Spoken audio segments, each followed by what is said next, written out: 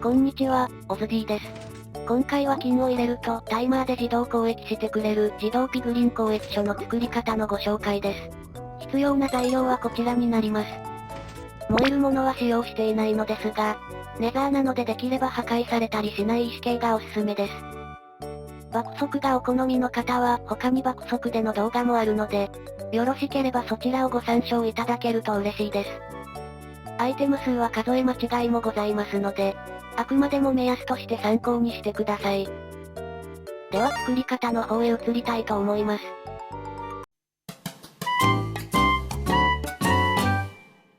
今回の装置は縦3マス×横6マスの範囲で作成します。まず最初に仮ブロックを1つ設置しておきます。仮ブロックの側面に接続するように、ホッパーを1つ設置しておきます。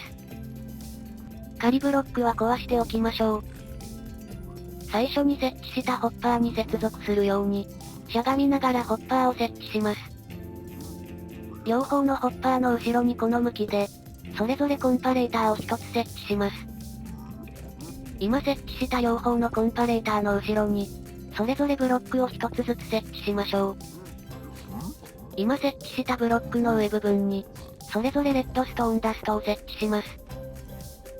レッドストーンダストの薄い判定を狙って、ホッパー側を向くようにしてピストンをそれぞれ設置します。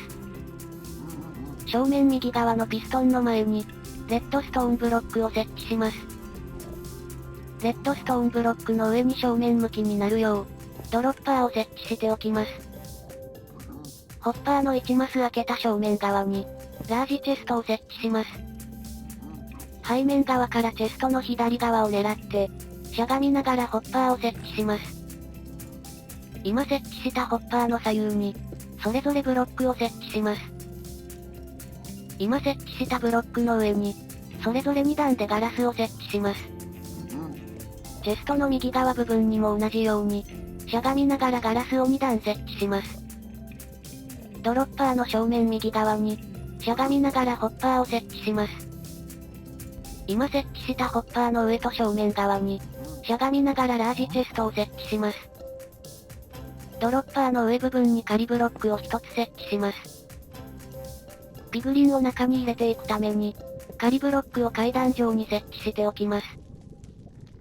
今設置した仮ブロックの上にレールを設置し、ピグリンのいるところまで伸ばしておきます。トロッコにピグリンを乗せることができたら、体でトロッコを押してピグリンを上に運びます。トロッコを壊してピグリンを中に入れていきます。仮ブロックの下にトラップドアを設置して、上に蓋をしておきましょう。設置することができたら仮ブロックや、レールは不要なので回収しておきましょう。上のチェストの中に攻撃したいだけの金インゴットを入れておきます。レッドストーンブロックの下のホッパーに何でも良いので、不要なアイテムを12個入れておきます。12個という数がちょうど1回の攻撃終了時に、続けてインゴットを渡してくれるタイミングになります。ピグリンと攻撃したアイテムなどは、下のこのチェストに溜まっていきます。ここから必要なアイテムだけを回収していきましょう。また欲しいアイテムを回収したので、攻撃を一度停止させておきたい場合は、正面左側のこのピストンにレバーを設置して、レッドストーンブロックが右に移動した際にレバーを下げます。そうするとインゴットの排出が停止されるので、装置を止めておくことが可能です。